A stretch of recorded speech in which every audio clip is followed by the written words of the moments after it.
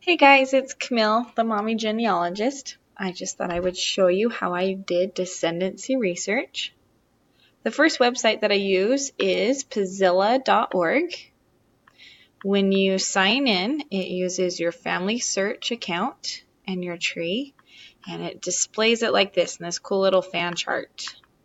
You'll notice that the men are represented by blue squares, and the women are represented by red circles.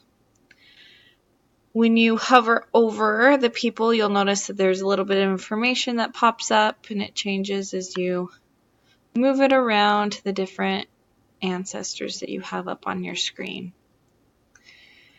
You'll notice that there's this gray little box right here. Well, that tells you, over here's the key, that my grandpa was born within 110 years of now. And if you are a member of the Church of Jesus Christ of Latter-day Saints and you do temple work, you know that you're not supposed to do these guys' temple work without talking to all the other living relatives and getting permission from them. Also, in later screens, you'll notice that there will be yellow boxes, and those just indicate that that person died before they were 16. So you're probably not going to find any kids because they probably didn't get married. So if you're doing descendancy research, you don't really need to focus on them. Okay, so this is me.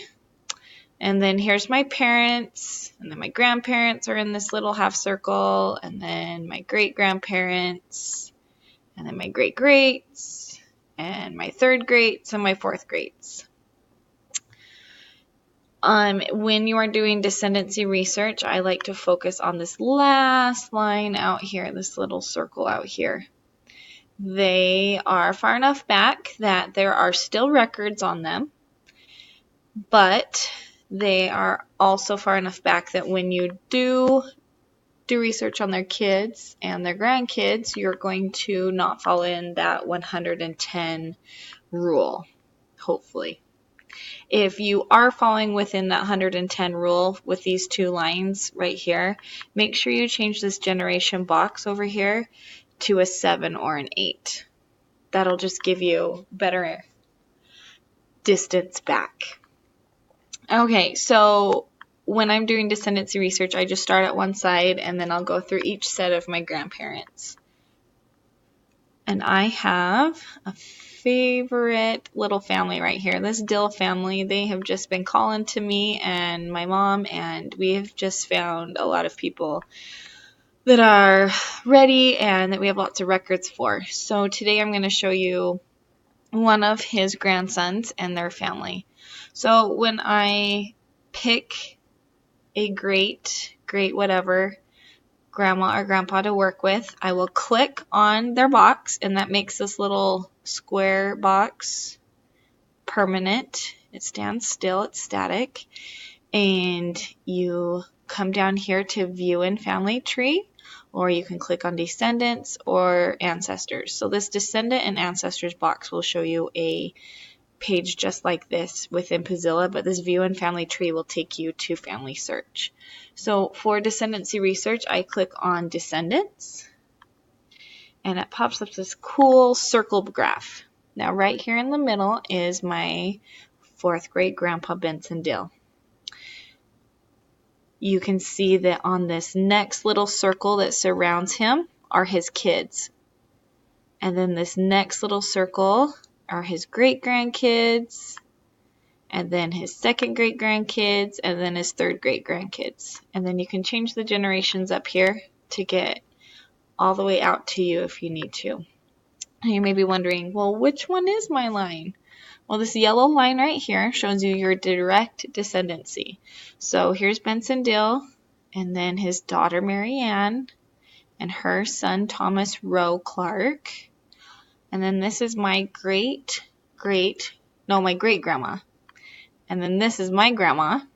So if I had changed this generation to 5, I'd see my mom right here in this next circle.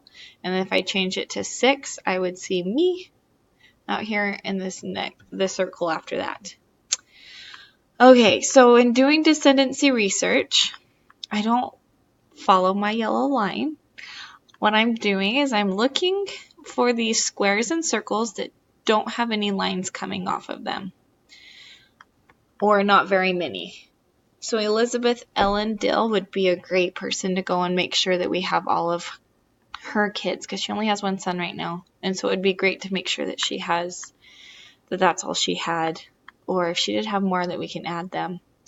These guys, because I've been researching them, have been kind of hard to find in different records. And so we're not going to focus on them today. But over here, you can see his grandson, Willard S. Dill, doesn't have any kids listed. We're going to go and change that. So once you click on it, remember this box stays still, and you can come in here and you can click on View and Family Tree. So it takes us into FamilySearch.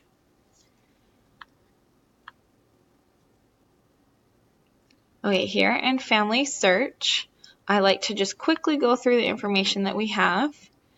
His name is Willard S. Dill. He was born in Delaware in 1860. He died in Maryland in 1908. Looks like we have some other information listed. I bet you there's some sources. Down here in the family members, we can see that he has a wife listed, but they don't have any kids listed. So that gives me an indicator that there is probably some kids that we can find. Over here, he does have parents listed. Remember, this Ephraim Dill is my third great-grandma's brother.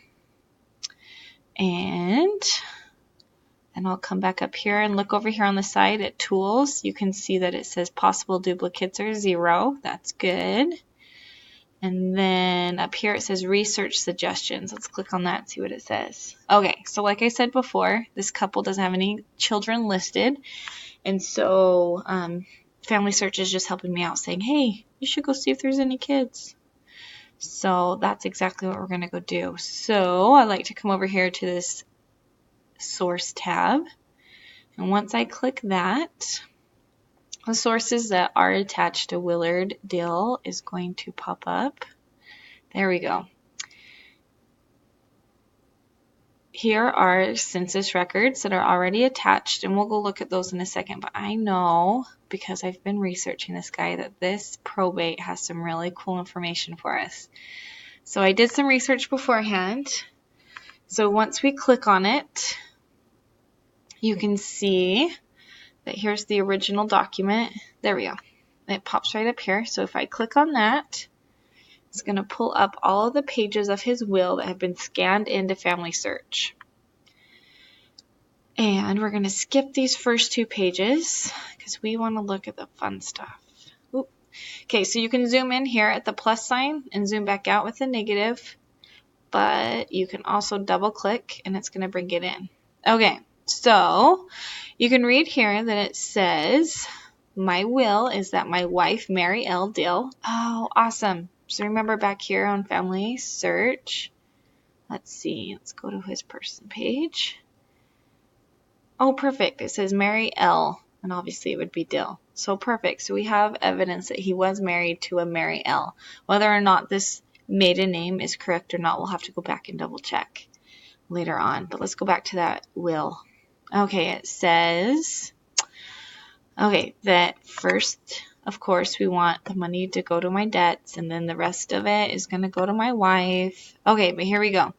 So when that's all done, I want my estate divided into 3 equal parts. 1 part to my daughter, Katie L. Dill. Hey, we have a kid that we can add, a daughter. That's awesome. And look, it even lists her husband. Okay, let's keep reading because it says 1/3, so there must be 2 more people that are important to him.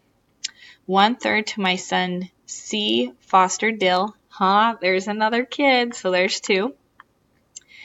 1/3 of my estate is devised to a trust for the use and benefit of my daughter, Bertha Perkins, wife of George T. Perkins. So we have 3 kids here that we can add to our family tree because we know that they weren't in there before. Let's go to the 4th page. I don't think there's anyone else, but let's just double check. Okay, so that all talks about the trust for Bertha. And yep, Bertha looks like the last one. And then he appoints the executor of the will. Okay, and a trustee. Okay. Makes me wonder why Bertha gets a trustee, but Katie doesn't. Kind of interesting. I wonder what the story is behind that. Maybe we'll figure that out as we research. Okay, so let's go back to that first page of the will. Okay, so we have Katie L. Dill here to add. So if we go back to his person page in FamilySearch, we can click Add a Child. And then I would just type in Katie. Oops. And then Dill. And of course she's female and she is probably deceased because it's far enough back. And then we can add a father or mother, but sometimes women are added with their parents or sons for that matter. So I'm just going to do Katie Dill and hit next. And then it's either going to have me connect her because she's already in FamilySearch to her parents, or it's going to have me add her as a new person. And then I'll go back through and do it for Foster and then also for Bertha. And once I get them added, I'll add in their spouses, and then I can hopefully find it out if they had any kids by looking at census records also. Anyway, so that was a quick way of how I search for my descendancy research. Puzzilla is a great, powerful tool that you can use, and FamilySearch just helps with that, especially with the indexing and all those new records that are coming out. So have fun and discover those ancestors.